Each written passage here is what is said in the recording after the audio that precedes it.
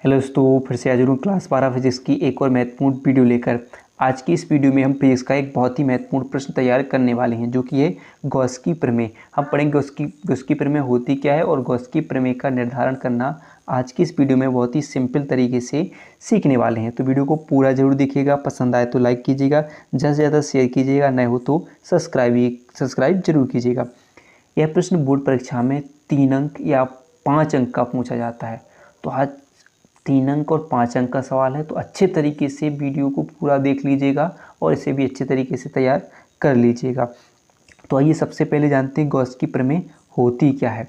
तो क्या होती है, इस नियम के अनुसार किसी बंद पृष्ठ से गुजरने वाला कुल विद्युत फ्लक्स उसके अंदर उपस्थित कुल विद्युत आवेश का 1/ε0 गुना होता है। यानी कोई बंद पृष्ठ है जिससे क्या कितना कुल विद्युत आवेश गुजर रहा हो और उसके अंदर कुल आवेश क्या हो, क्यू हो, तो वो किसका होता है, एक दूसरे क्या होते हैं, 1/ε0 गुना होते हैं। यानी कह सकते हैं कि यदि किसी बंद पृष्ठ से परिबद्ध कुल आवेश क्यू हो और क्यू का क्या होगा, वो आवेश क्या होगा, 1/ε0 गुना होगा। यानी जो विद्युत फ्लक्स क्या होगा, फाई, कुल विद्युत फ्लक्स क्या हो गया, फाई ई, और उसके अंदर उपस्थित कुल आवेश क्या हो गया, क्यू, क्या होता है वो 1/ε0 गुना होता है। यानी ऐसे आप लिख सकते हैं, या आप अच्छे तरीके से लिखेंगे तो क्या होगा, फाई ई बराबर Q/ε0, ठीक है, ε0 गुना हो जाएगा। तो ए हो जाएगी गॉस की प्रमेय हो जाएगी। तो फिर से एक बार रिपीट करेंगे। इस नियम के अनुसार किसी बंद पृष्ठ से गुजरने वाला कुल विद्युत फ्लक्स उसके अंदर उपस्थित कुल विद्युत आवेश का 1/ε0 गुना होता है। तो आपने तो देखा कि किसी बंद पृष्ठ से गुजरने वाला कुल विद्युत फ्लक्स क्या होगा, फाई, उसके अंदर उपस्थित कुल विद्युत आवेश क्या है, क्यू है, और एक दूसरे क्या है, 1/ε0 गुना है। तो इसी क्या बोलेंगे, गॉस की प्रमेय करेंगे। अब समझते हैं इसके निर्धारण यानी इसकी उत्पत्ति के लिए हम जानते हैं। तो हम लिखेंगे गॉस की प्रमेय की उपपत्ति। क्या बोलते हैं, उस उत्पत्ति नहीं, क्या होती है, उपपत्ति। उपपत्ति क्या होगी, उपपत्ति किसकी, गॉस की प्रमेय के निर्धारण की। तो सबसे पहले हम एक चित्र समझेंगे। तो चलिए देखते हैं। तो मान लेते हैं, माना एक बंद गोलीय गॉसियन पृष्ठ बनाते हैं। क्या है, बंद गोलीय गॉसियन पृष्ठ है, ठीक है, जिसका केंद्र बिंदु O है, ठीक है, और जिस पर क्या है, प्लस क्यू आवेश रखा हुआ है, ठीक है, प्लस क्यू आवेश रखा हुआ है। और इस बिंदु O से R दूरी पर, क्या मान लेते हैं, R दूरी पर एक दूसरा बिंदु क्या है, P है, ठीक है, P है। और फिर हम क्या करते हैं, यहाँ से एक बेलन गॉसियन पृष्ठ की कल्पना करते हैं, ठीक है, ऐसे मान लेते हैं, जिसका अल्पांश क्षेत्रफल क्या है, DA क्षेत्रफल है, और इस पर वैद्युत क्षेत्र की तीव्रता क्या है, E है, और जे एक थीटा कोण बनाते हुए रखे गए हैं, ठीक है। अब क्या करते हैं कि जो क्षेत्रफल है, DA क्षेत्रफल है, यानी किसी क्षेत्रफल द्वारा, किसी बंद पृष्ठ के उत्पन्न क्षेत्रफल द्वारा गोले के केंद्र पर एक कोण आंतरित किया जाता है, जिसे क्या कहते हैं, घन कोण कहते हैं। और इसे हम किससे प्रदर्शित करेंगे, ओमेगा से प्रदर्शित करेंगे। किससे, ओमेगा से प्रदर्शित करेंगे। तो बस जो भी हमने इसमें चित्र में बनाया उसी को हमें यहाँ पर लिखना है, ज़्यादा भाषा नहीं होती। तो अब लिखोगे क्या कि माना कोई एक आवेश किसी बंद पृष्ठ यानी किसी क्षेत्रफल यानी में लिखेंगे कि माना कोई एक आवेश, या कह सकते हैं, ठीक है, आवेश प्लस क्यू किसी बंद पृष्ठ के बिंदु O पर स्थित है, पृष्ठ के बिंदु O पर स्थित है, ठीक है, किस पर स्थित है, बिंदु O पर, किसी बंद पृष्ठ के बिंदु O पर स्थित है। बिंदु O से R दूरी पर एक अन्य बिंदु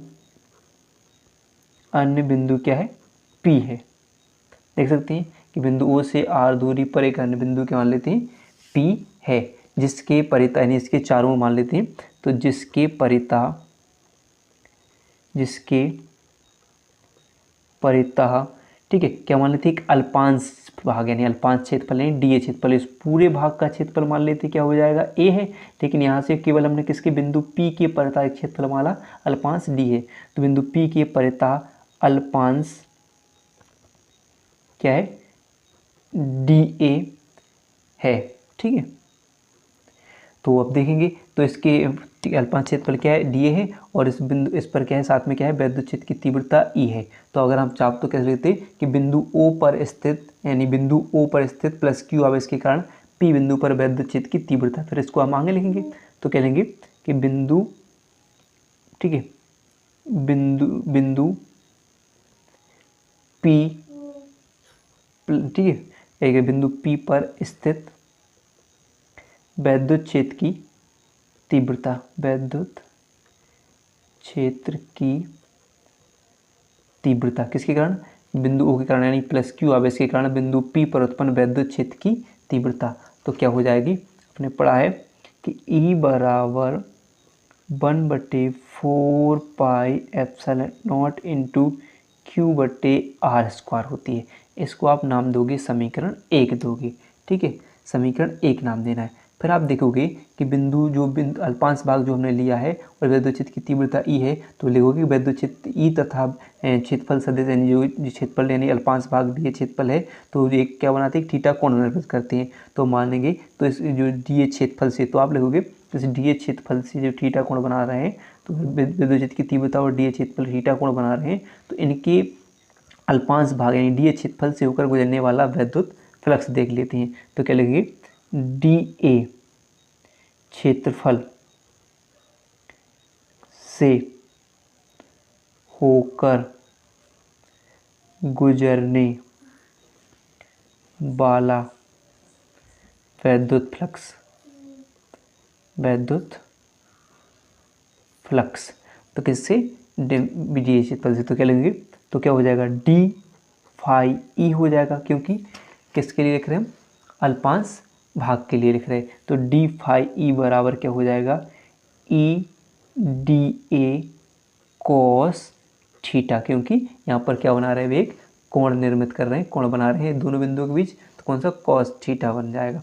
ठीक है, चूँकि हमने देखा है कि डी फाई ई बराबर समीकरण 1 से देखेंगे ई का मान क्या है 1/4 पाई एप्सिलॉन नॉट इंटू क्या हो जाएगा क्यू बटे R square into D A cos theta, किससे किया हमने समीकरण 1 से।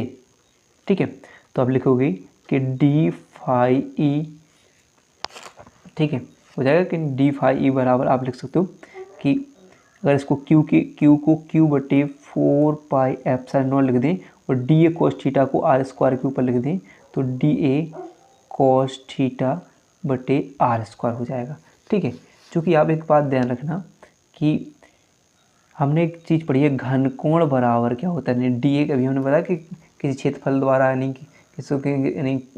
किसी क्षेत्रफल द्वारा गोले के केंद्र पर बनाए गए कोण को घन कोण कहते हैं क्षेत्रफल सदिश द्वारा। तो यहाँ पर देखिए तो डी ओमेगा बराबर क्या होता है डी ए कॉस थीटा बटे आर स्क्वायर होता है, यानी डी ओमेगा क्या होगा यहाँ पर घन कोण होगा। तो यहाँ पर आप लिख सकते हो तो डी ए कॉस थीटा बटे आर स्क्वायर बराबर यानी डी फाई ई बराबर क्यू बटे 4 pi epsilon not into D A cos theta बटे आर स्क्वायर बराबर क्या होगा डी ओमेगा हो जाएगा। ठीक है, अब अगर आप चाहो तो हम क्या लेंगे संपूर्ण, क्या लेंगे, ठीक है, संपूर्ण क्षेत्रफल से होकर गुजरने वाला फ्लक्स। ठीक है, तो संपूर्ण फ्लक्स के लिए क्या होगा फाई ई हो जाएगा और क्या हो जाएगा समाकलन होएगा, तो यहाँ पर क्या होगा क्यू बटे 4 पाई एप्सिलॉन नॉट, चूँकि इनका समाकलन नहीं होगा और किसका डी ओमेगा का क्या हो जाएगा समाकलन हो जाएगा। ठीक है, चूँकि हमने एक चीज़ और पढ़ी थी जब इसको सिद्ध करते हैं तो क्या होगा पढ़ा होगा आपने कि समाकलन डी ओमेगा बराबर क्या होता है 4 पाई होता है। ठीक है, तो अब क्या लिखोगे यहाँ पर फाई ई बराबर क्यू बटे 4 पाई एप्सिलॉन नॉट इंटू क्या हो जाएगा 4 पाई।